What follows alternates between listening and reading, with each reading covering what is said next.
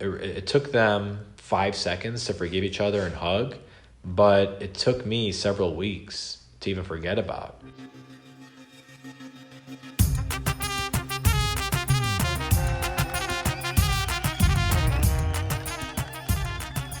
Hello and welcome to another episode of the Assyrian podcast. My name is Rhoda and I'm so excited to be joining Stephen Adessa as a co-host. I'll be introducing you to various Assyrians in the Metro Detroit area and across the state of Michigan. And I'm just really thrilled to be able to connect with these folks and bring you their stories about their life, work, talents, and hearts. This week, you'll hear from Nathan Kalasho, a Michigan resident who at the age of 31 is the founder of KEYS, which stands for Kalasho Empowerment of Young Scholars. Nathan and his family opened KEYS Grace Academy in Madison Heights, Michigan in 2015. And the school is special because in addition to core subjects, it offers Assyrian language classes and it incorporates various cultural components in its classrooms. This is the only K-12 school of its kind in the United States, and you'll hear Nathan talk about the future plans for KEYS in terms of expansion across Michigan as well as other states. But before we get into this week's episode, I want to remind you that if you like what you're hearing on the Assyrian podcast, let us know by emailing us at assyrianpodcast@gmail.com. You can also connect with us on social media, and most importantly, we ask that you subscribe and review the podcast. You can visit us on our website, www.assyrianpodcast.com, and follow the links to subscribe using an iPhone or an Android. Also remember to share this episode with your friends and help them subscribe as well. Thank you for being a part of our worldwide community of Assyrian podcast listeners. Finally, I'd like to give a shout out and a thank you to our sponsor, John Oshana from HomeSmart. Whether you're thinking about purchasing or selling your home either in Arizona or California, contact John Oshana Real Estate Professional at 209-968-9519, on Facebook at John Oshana Realtor or at john.oshana on Instagram. Now, without further ado, here's my conversation with Nathan Kalasho. Let's start talking about you. Sure. Tell us a little bit about yourself and where you grew up and all that good stuff. Boring story. I'm 31. I was born just a couple miles down from here in Royal Oak. I lived in Grand Blanc for a little bit, which is a suburb of Flint, and some of the listeners will recognize Flint for some bad things, but it's the site, I believe, of the first Assyrian church in the United States. That's right. So my mom's side still lives there. I have a sister, brother, of course, and very close to my parents as well. And I married my sweetheart a couple of years ago, and she's the best nurse I know. I make sure that people know that. So yeah, that's about it. I went to Catholic school my entire life. I went to college at the University of Michigan in Ann Arbor. I'm a huge Michigan fan. Go Blue. I cry whenever we lose. Don't talk to me when we lose. But yeah, that's about it. And you studied political science? Michigan is known for their political science program, and I was planning on going to law school, and that's sort of what you do before law school. Sure. It's what you take. There's no pre-law or anything like that. So yeah, political science was what I studied, and I had some really good professors. We had especially some visiting professors from around the world, so I was blessed with the education there. Your sister's a lawyer though, right? She works out of our buildings. She runs a legal aid clinic. It's called CODE. It stands for counseling, some other things, but I know that she wanted to make it Middle Eastern themed, Mesopotamian themed, so she went with like Hammurabi Code type. And then she's currently serving as co-counsel on the Iraqi national case that's affected hundreds of community members. How did you go from a political science major to somebody who now has schools and where did that come from? That dream. So my mom and dad opened up adult education centers in Detroit starting in 1992. Okay. It was under the banner ACOS, Arab American Chaldean Community Outreach Services. And the program was mainly geared towards the 7 Mile area, which was commonly known as Chaldean Town. It's still known as Chaldean Town. If you open up Google Maps, I just found this out like last week. Yeah. I was on Google Maps and I saw Chaldean Town 7 Mile, and I said, it's strange because I don't think there's a member of the community that still lives there. But it was mainly geared towards the elderly community. Taught them English. We did citizenship training. We did computers, adult basic ed, GED, and it evolved into the largest adult education provider in the state. So at its peak, they had about 1,600 participants, 1,600 adults. Yeah. And Detroit Public Schools was going through some issues, some upheaval. And in 2007, they got rid of all their privatized programs. In 2008, I was approached by our former consultant, our educational consultant, who said that there was an opportunity with the local school district if I wanted to operate alternative education schools. So in Michigan, alternative education schools are mainly high school completion centers, and it mainly serves at-risk students. So I didn't really think much of it.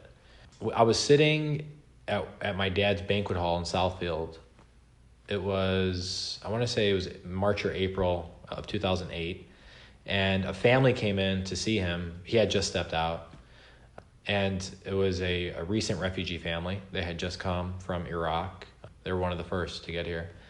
The boy's name was Silver, and I remember that he was missing an I in his name, so it was SLVER. And he came with his mom and his aunt. His dad had died in Iraq. I can't recall if he was killed, or I know that it was something tragic. They came seeking help and advocacy on what to do because he had just gotten kicked out of his high school. Mm-hmm. So I sat down with him, and it was during the day, so there was no one there. It's a banquet hall. Mm-hmm. Other than the weekends and some things that go on at night, there's nothing really going on in the hall. And we sat down, and I asked him why he got kicked out of school. And he said because they said I was not going to graduate on time. So it was a matter of his grades. It was a matter of his credits. In Michigan, a lot of times at high schools, once they evaluate students after sophomore year, if they don't think that the kids are capable of getting enough credits by senior year, they will send them to their alternative schools. And so he said he tried going to the alternative school, but he was being forced into class or being requested to sit in class with kids who were kicked out for drugs, kids who were kicked out for fighting. He was attending class with some pregnant young women or basically teenagers. Mm-hmm. And so it wasn't a good educational environment for him. And so it dawned on me then that there was this group of young members of our community who started to resettle into this area, the Metro Detroit area, who were going to have the same struggles and obstacles as Silver. Mm-hmm. And so I called the consultant and I said, I think I do want to pursue that gig with that local school district, and this is how I want to do it. And so by April, we had a meeting with the local school district. By June, we received approval, a resolution from their board. We started registering students towards the end of June and July and August, and we were able to register 121 kids in about a 2.5 month period. I didn't know we were going to register that many. Uh-huh. So at this point, I started to panic because I didn't know where to put them. So I called my dad and I said, Dad, we need to start making phone calls. We need to find out who has an appropriate site for us to use somewhere on the east side. Mm-hmm. The east side is like the Warren and Sterling Heights area. And so we went to several different places. We went to St. Mary. They had the lower level. We met with them. We went over to St. George in Shelby. They had a separate building. Several different places, but it didn't work out with any of them. We went to Bella or Bellagio, and that's a banquet hall. It's a banquet hall. Yeah. It's a banquet hall. We said, well, what if we operate out of this banquet hall? You guys don't have anything going on Monday through Fridays during the day. Mm-hmm. We will be responsible for putting up makeshift classrooms and taking them down. How would you feel about that? And they were okay with it. So we operated at this banquet hall for just under 4 months. And then we were able to secure a former bank site on 15 in DeQuinder. And we remodeled it, and we operated from there for a number of years until now. Yeah. So right now you're at a site that used to be a school. So it was already a school, and it had classrooms. And when you acquired this site, what was your vision for what you wanted it to look like in terms of representing the community and the values and the things that you wanted to teach the students? Yeah. So previously what we operated were alternative schools. And then it was always our goal to operate charter schools, just because there's more independence, there's more flexibility, there's more autonomy. And so there was a lot of synergy between us and the Madison School District. And typically in Michigan, local school districts they're not fond of charter schools. But their superintendent was different, their school district was different. And they were moving out of a building, and they didn't want that building to sit vacant. So in May of 2015, we met with Madison, and we figured out a way for us to come in and operate a charter out of this building. And it was also a goal of ours to make sure that we preserved cultural component, or that we added a cultural component to the academics of the program. So with that comes the character of the building. How do you want your building to look? And so we wanted to make sure that we applied several Mesopotamian themed, whether it be art or relics or what have you, throughout the building. We were fortunate to get some pieces from some free pieces, and what we've done since then is we just have kids making things. We have our classes making things, and if they're really nice, we keep them up for a while. And if they're chasa nice, we keep them up for a little bit and then send them home. So you have this school has been open since 2015 as a charter. Yeah. Is that right? Yeah. Let's talk a little bit about the differences between charter schools and public schools and private schools. We have a lot of listeners who are not from the States, and even for those who are, I think it'd be interesting to hear your perspective on the differences between those three types of schools. Charters they call them public school academies in Michigan. They're publicly funded. They're operated under a nonprofit board. The difference with charters is that the nonprofit board often subcontracts the educational management to a organization, to another organization, which is where my organization comes in, which the Kalasho Empowerment of Young Scholars, which stands for KEYS, which prefaces KEYS Grace Academy and our future schools as well. Charters get a bad rap sometimes, especially now, and especially whenever there is heightened political tension.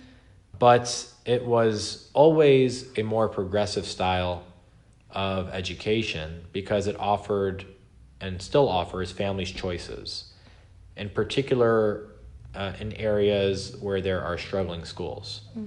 So in Michigan, for example, about 10% of school-age children attend charters, and several of those schools are in inner cities like Detroit, Saginaw, Pontiac, cities that had difficulties within the school district, whether it be academic difficulties or whether it be financial instability.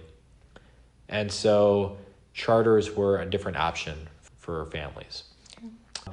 We provide the same type of services as any other school. In fact, we provide several additional services, several wraparound services. And so those are the common differences. Private schools are completely different. Private schools require tuition. They're tuition-based. So charters are tuition-free. Private schools obviously are not. For the most part, some people do think that charters, because they act sometimes privately or they're managed by private companies or organizations, that they're private schools, which is not true. Right. They're public schools, and they're just a little more. They're run a little bit more independently.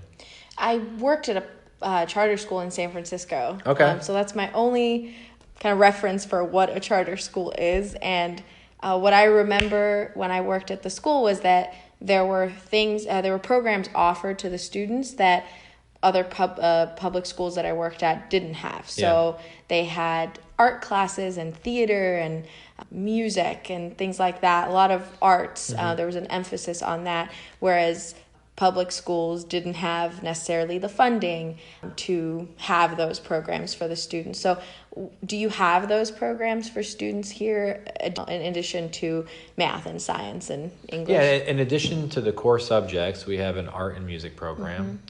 I guess the biggest component here is that we have a SUDET instruction for our students as well, which is something that I don't think you'll see at any other school. Right. And this is for all of your students, regardless of whether or not they're Assyrian. Yeah, well, so what we did, we started with all of our students. Okay. But we quickly realized that it was too difficult for the middle school kids to gain enough in that short period of time. So what we're doing is we're starting now with elementary. We're working on a complete curriculum that should be done in about 6 months. That'll allow us to add a grade moving forward. So our current 5th graders who receive the instruction will receive it next year as 6th graders, and then so on. Okay. So, and we've noticed that it's been more beneficial that way, Sure. especially because younger kids, they are able to pick up different languages, learn different languages with far greater efficiency than older kids. And they learn to read and write, or do they learn conversational? Yeah, Assyrian? well, the conversation right now, like the 4th and 5th graders are learning the conversational pieces. We also implement a lot of cultural pieces to it. So all the classrooms, now this is throughout the schools, are required to have anywhere between 2 and 3 weeks of our history and our culture and customs. And then we have events throughout the year that where we celebrate, where we dress up and fun stuff like that. So the kids love it. The kids like it a lot. And every time I have visitors from the community, I always walk them into a classroom and I'll say, hey, I bet you this kid here knows the alphabet better than you do. And I'm usually right too. But they're surprised to see children outside of the community speaking the language. Yeah. And it's always fun to see the facial expressions and reactions to that. Yeah. Do they get to learn any dances? Well, so some students try to, some of the more polished dancers in the community, they try to teach them, but we don't spend a lot of time on the dancing part. Maybe that'll be one of our advanced courses, is you won't be able to graduate, let's say, unless you can do Bagia. Yeah, that sounds good. Cool. Let's talk about the students. How many students do you have right now at the elementary school, and how many at the middle school? Sure, just under 500 total. Okay. At our sites, and about 20 of those are pre-K, pre-K students. And then we have 260 kids at the high school as well. So in total, it's just under 800 students that we service from pre-K to 12th grade. And what is the capacity in terms of how many students could you have? Yeah, we're probably near capacity. We've moved our middle school to another building, which has allowed us to increase our enrollment at the elementary level. But I don't think we could enroll more than 30, 40 kids at the site over here. Okay. Yeah. What percentage of your students are Assyrian and what percentage are non-Assyrian? About 60, just under 60% are Assyrian. Our next biggest demographic are Syrians. Okay. So in 2015-16, we saw a huge uptick of Syrian refugees into the Michigan area, and several of them were resettled into Detroit. So many of them decided to attend school here. We provide transportation, door-to-door transportation for every single one of our students. And so that is a service that's very crucial to them. When you have a mom and dad who are either struggling for work or struggling to take classes or learn English, it helps that they don't have to worry about one more barrier, which is how do I get a driver's license, how do I buy a car or lease a car, and how do I take my kids to school every day. So that's our next biggest demographic. Then we have several students from Northern Africa as well. But 71% of our kids are refugees. Okay. Yeah.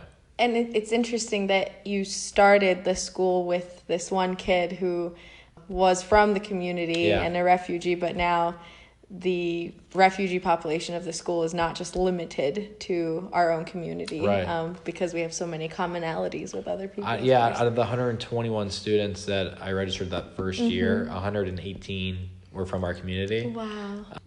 I don't the percent. So what's that like? Sure. 99 point some percent. But yeah, right now it's like 58%. And are the students from around this area in Madison Heights, or do you provide transportation anywhere they might be? The students come from 25 different school districts. Oh, wow. Yeah, so we pick up, we have a pretty large radius that we pick up from. Let's talk about the funding. I saw this information on your website too, and I just wanted to talk about the funding and where it comes from. Does it come from the government? Is that how it works? Yeah, okay. It's state funded. So the way it works is that every student has a foundational allowance that's attached to him or her. Okay. So in Michigan, charters receive the lowest amount of per pupil funding. Right now it's $7,631. Is that for the school year?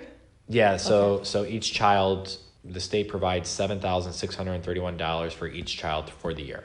Okay. And then there are other sources of revenue as well. There's federal sources. Okay. So that's where you get your Title I, Title II, Title III.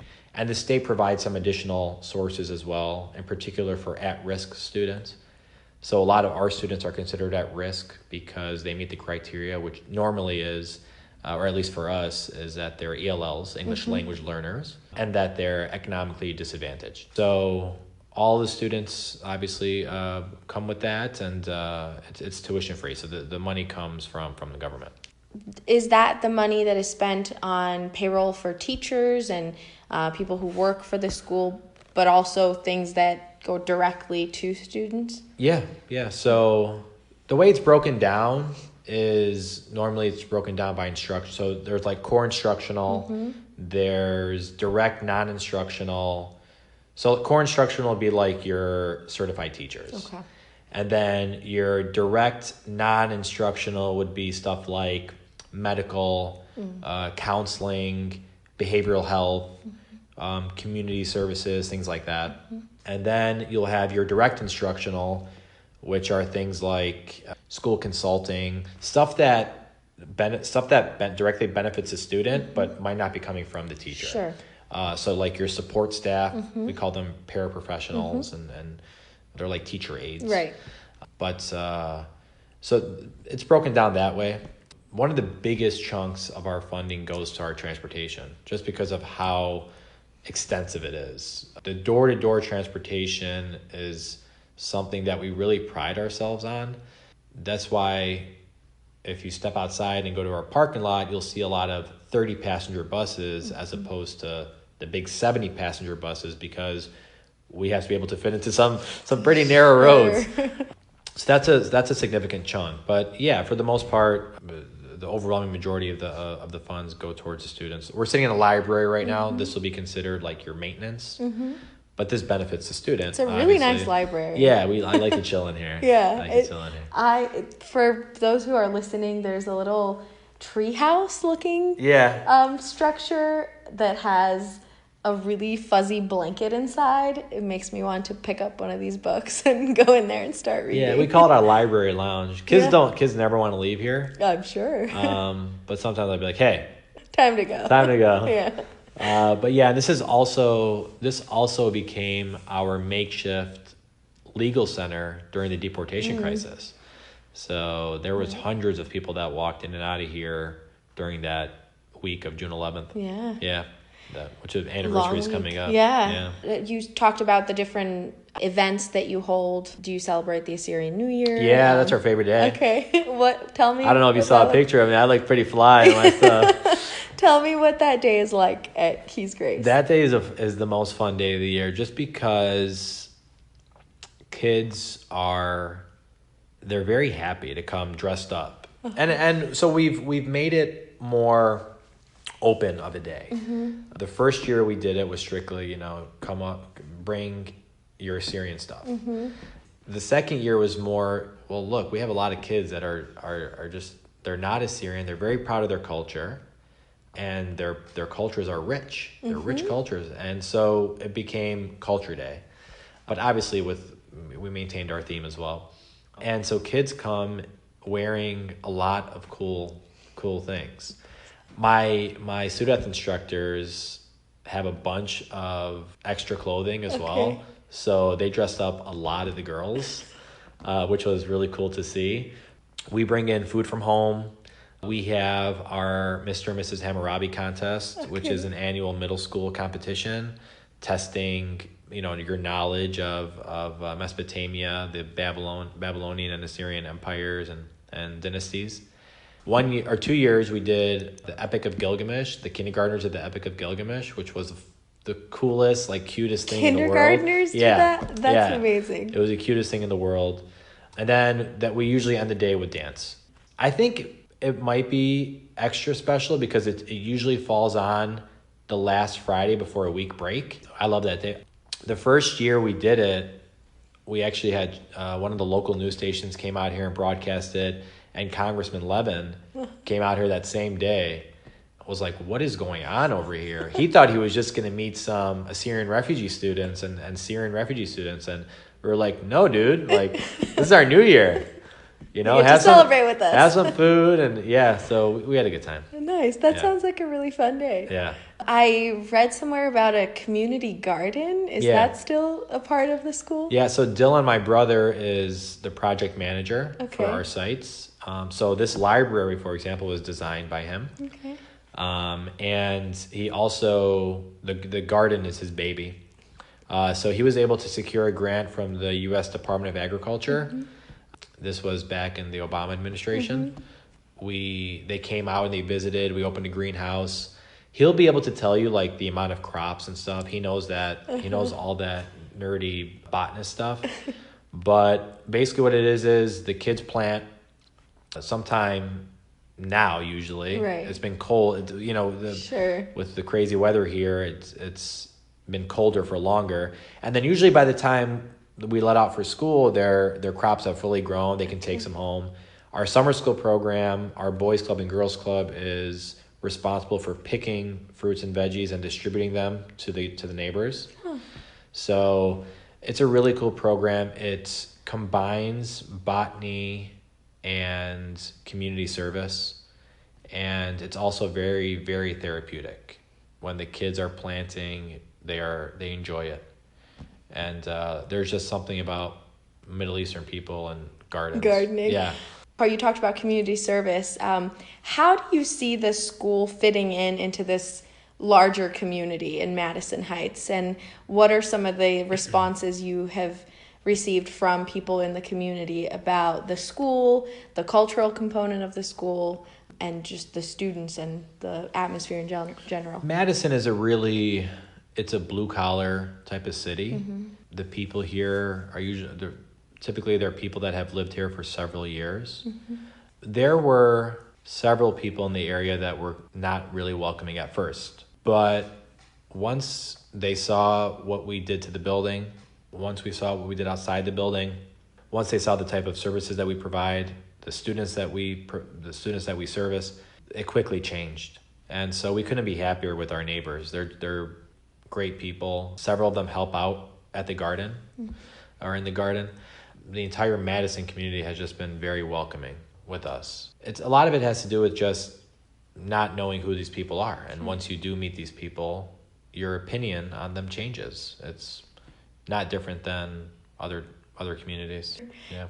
You talked about the fact that the cultural component of the school has always been something you wanted to do from the beginning when you wanted to start it. When you approached the person that first approached you about opening up a school, did you talk about that? Was that a selling point for the district? Was that something that you talked about with them that you wanted to do? Well, there are niche communities everywhere, and our opening here coincided with genocide that was ongoing. our grand opening here was the year anniversary of ISIS taking over Nineveh. Our grand opening, I gave a speech and I just started breaking down into tears because what we wanted to do was preserve an ethnicity through culture and customs and language that was at that same time being uprooted. Even in going back, charters having sort of this broad brush stroke on them, it was very hard for people, even charter detractors, to not support our program. So we even had several anti-charter people that came out to our ribbon cutting ceremony because they were just like, look, I'm an anti-charter guy, but I'm not going to be an anti-keys guy because we appreciate what you're doing here. We appreciate the services that you're providing. And who are we to tell a persecuted nation? For the most part, the reason why they're persecuted is because of horrible foreign policy from our country. Who am I to tell you that you can't operate a program that combines common curriculum or core curriculum and also adds these other nuances to it? That was the goal, and there weren't many people from outside the community that didn't like it. Now, there were several people from inside the community that didn't like it. They didn't like my logo, for example. They didn't like that I was saying Sudeth and not some other words. But we forged that. I suppose that in the mindset of the people who are like, I am anti-charter, but I'm here because this is a good thing you're doing. The other thing I thought about was you're helping these students assimilate in this new nation that they are now a part of. And I can't see anybody standing in the way of that or saying no to that. For the most part, these kids, they have a lot of difficulties transitioning to a mainstream school. And a lot of times they become a hidden cohort of students. So if let's say you're talking about a school that has 10% ELL population, and let's say that 10% is a refugee population, that 10% you can very easily not be looked at. Their test scores, for example, won't be picked on. They might go year to year without showing any growth in their English proficiency, and it won't affect the school because the overwhelming majority of them are not that population. So with us, we wanted to make sure that we were providing the proper services for our students, for all of our students, and we wanted to make sure that they were transitioning appropriately, and we also wanted to make sure that we were accommodating their several different cultural components to them. You talked about the opening of the school in 2015.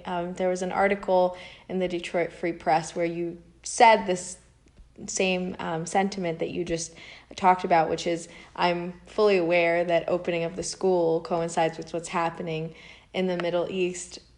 That must have been bittersweet in so many ways. How do you reconcile between those two feelings of this progress and accomplishment for your community in diaspora, and then at the same time seeing what's happening to your people in the homeland? Because I suppose every accomplishment in diaspora can have that component to it. So how do you reconcile those two? I don't think I've ever reconciled it. I don't think I have. I think that as part of the diaspora, all of us are called on to do something. Some of us take advantage of the resources that are given to us. Some of us make our own resources. When you're talking about a nation that's on survival mode, it's incumbent upon everyone from that community to do his or her part.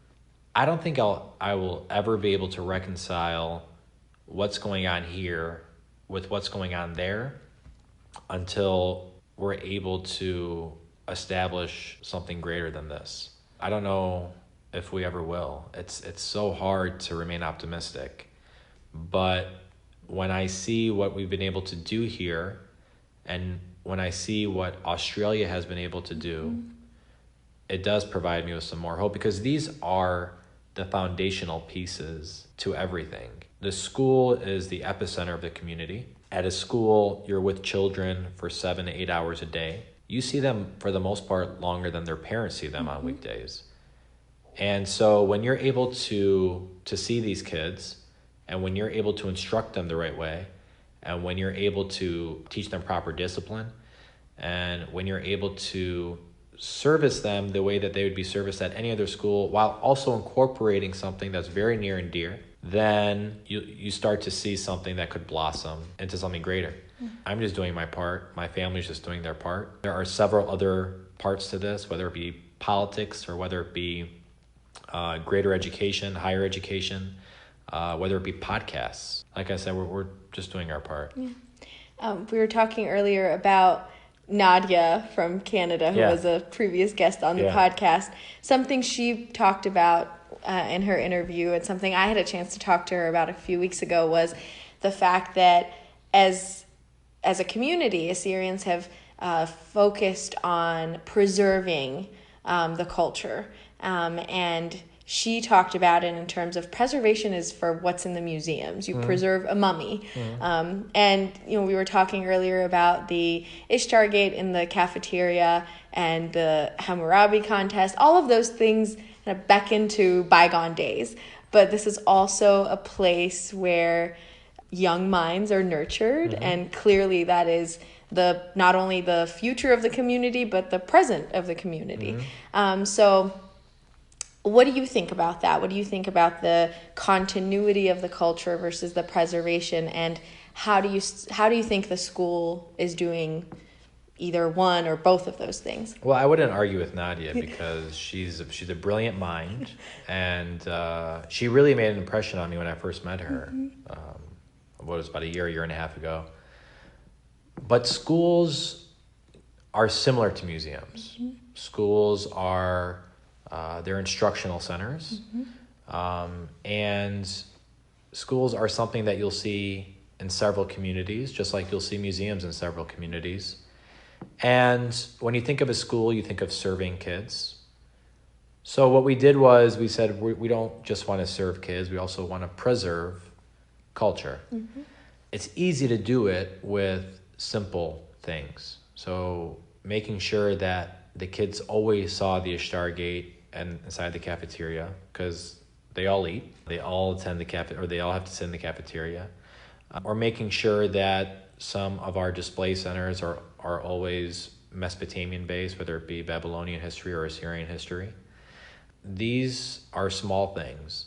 Our crest, all the students wear the crest on their uniform. So that's something that they wake up and see every single morning. That's something that I'm sure several of them wear outside of school as well. So these things are important. And this is what we mean when we say the preservation of things. But of course I understand where Nadia is coming from. But museums are important. Yeah. Schools are important. Yeah, So, and I think the reason why I was thinking about that is because I think both of those things are happening at the same time here. You are teaching kids the language and the culture, something they might not learn at home. And so that is a way of ensuring the language continues to go on. But you're also teaching them about history, because if we don't know our history, we are bound to make the same mistakes in the future. And you learn a lot from history. There's a reason why we study it, right? Absolutely. Yeah. So we want to make sure that the kids are getting hit with the same type of vision and the same type of instruction every day. What are your future plans for Keys? Good question, because it changes. My plans and my goals change. We do have a goal to open up in Chicago. We suffered some setbacks.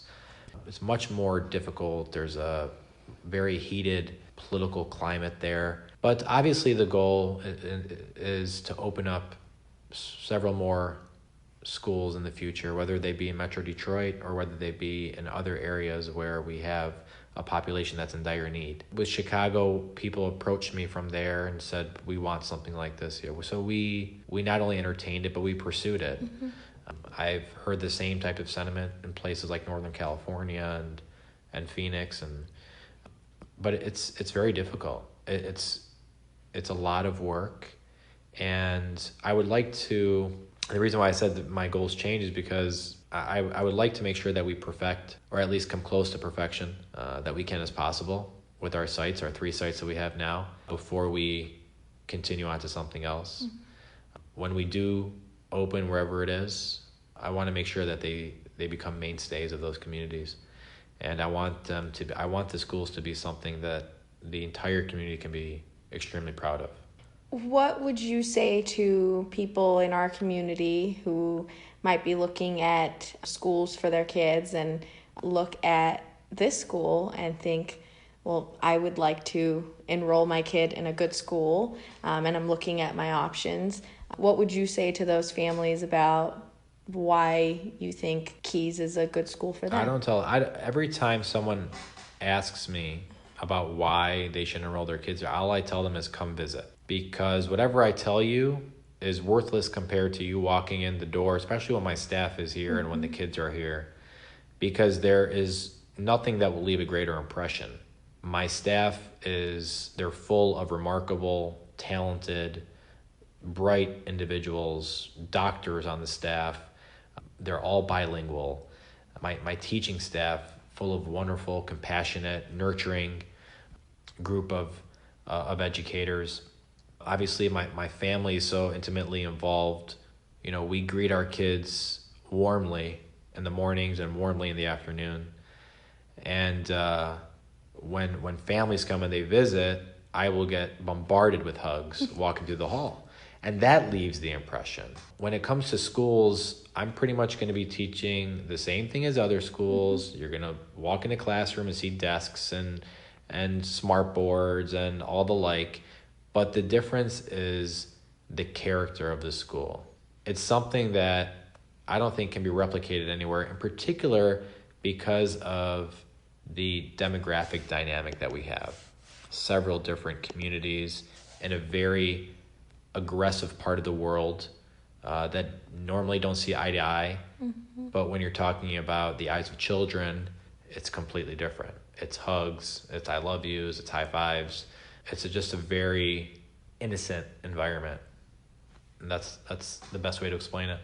I'm sure this process of opening the school from the beginning till now has had several ups and downs and hardships. I wanted to ask you to talk about a couple of specific moments where you've experienced something with some of the students or your staff that have made you say, this is why we did it. This was worth it for this very moment. Wow, that's putting me on the spot. Last year, 2 best friends. They were in 5th grade last year. They're 6th graders now. They're best friends. One of them is Iraqi Muslim, and the other is Iraqi Assyrian. I'm sorry, it wasn't last year. It was during the election. Okay. It was during the campaign season. And the Assyrian told the Muslim boy that he hopes that Donald Trump became president because he promised that he would kick out Muslim. And so when I heard it, I was very surprised because these were 2 best friends. I'm talking about they were inseparable. The playground was always them playing soccer. Their desks were next to each other. So when the boy came to me and told me this, I said, well, let's go have a talk. We sat down and before the Assyrian came into the room, he had already started crying. And so I said, come here, buddy, what's wrong? Why are you crying? And he said, because I know I said something very dumb. And the only reason why I said it was because I was mad. And I really don't feel that way about him. And I don't want my best friend to leave.